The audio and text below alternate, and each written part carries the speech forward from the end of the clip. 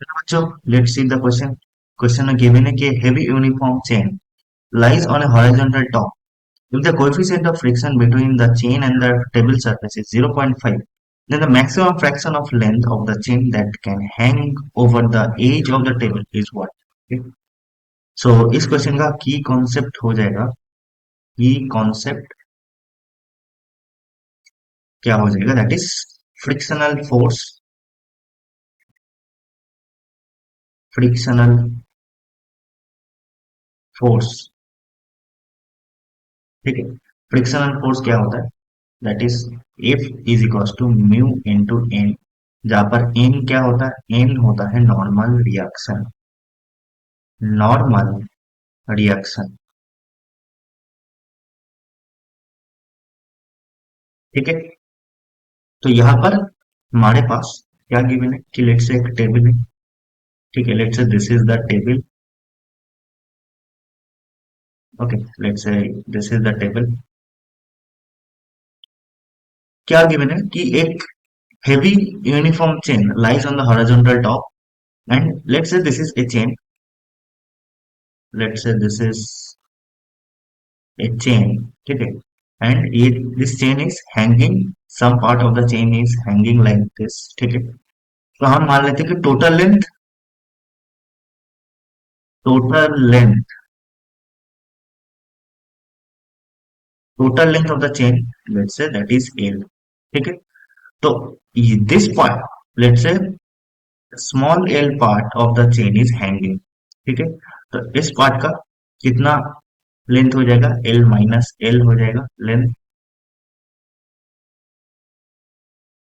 L minus L हो जाएगा इस पार्ट का लेंथ। ठीक है, तो हमें फाइंड करना होगा कि अगर कोएफिशिएंट ऑफ फ्रिक्शन, तो यहाँ पर कोएफिशिएंट ऑफ फ्रिक्शन एक्ट कर रहा है कितना, 0.5। तो इस केस में maximum fraction of length of the chain that can hang over क्या हो जाएगा। ठीक है, तो यहाँ पर इसका हम एमपीडी ड्रॉ कर लेते हैं। ठीक है, तो यहाँ पर दिस इज द टेबल, यहाँ पर चेन है कुछ ऐसा, लेट्स से लाइक दिस।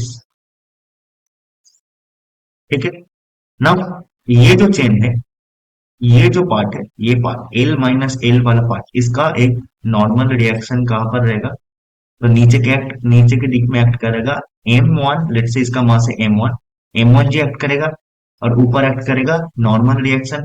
ठीक है, तो यहाँ पर नॉर्मल रिएक्शन क्या हो जाएगा, M1 इंटू जी।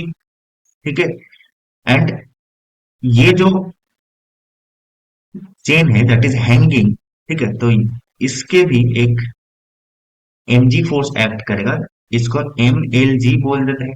ठीक है, नाउ फॉर लिमिटिंग केस क्या हो जाएगा, limiting case let's say the friction, friction कहां पर एक्ट करेगा, in this direction friction will act, F act करेगा। ठीक है, सो लिमिटिंग केस में क्या हो जाएगा, friction, the frictional force should be equals to M L g. ठीक है, this is the limiting case. तो यहाँ पर हमें क्या फाइंड करना होगा, एम एल फाइंड करना होगा। ठीक है, इसको दिस इज एम एल। ठीक है, and this is m one. ठीक है, this is m one, l minus l वाला जो पार्ट है उसका मास एम वन मान लिया। ठीक है, तो यहाँ पर कैसे फाइंड करेंगे ना, मान लेते कि मास per unit length is lambda. ठीक है, लैम्डा क्या है, मास पर यूनिट लेंथ। ठीक है, तो यहाँ पर m1 का मास क्या हो जाएगा, m1 का मास हो जाएगा lambda into L minus capital L minus L. ठीक है, एंड एम एल क्या हो जाएगा, एम एल हो जाएगा एल इंटू लैम्डा। ठीक है, ये हो गया मास।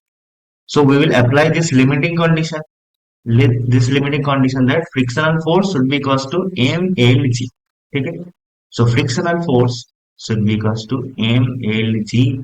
फ्रिक्शनल फोर्स क्या है, म्यू इंटू एन, एन क्या था m1 G is equals to M L G, जहां पर म्यू इंटू m1 क्या था, capital L minus L into lambda G is equals to lambda into L, small L into lambda G. ठीक है, तो यहां से लैम्डा जी से लैम्डा जी कट जाएगा, यहां पर आएगा L mu into capital L minus mu into small L is equals to L, और we can say that mu L is equals to L is equals to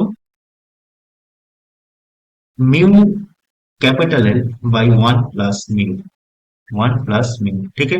और you can say L by L capital L is equals to mu by one plus mu, ठीक है। ये यहाँ पर क्या आ जाएगा 0.5 by 1.5 which is equals to 1/3, ठीक है।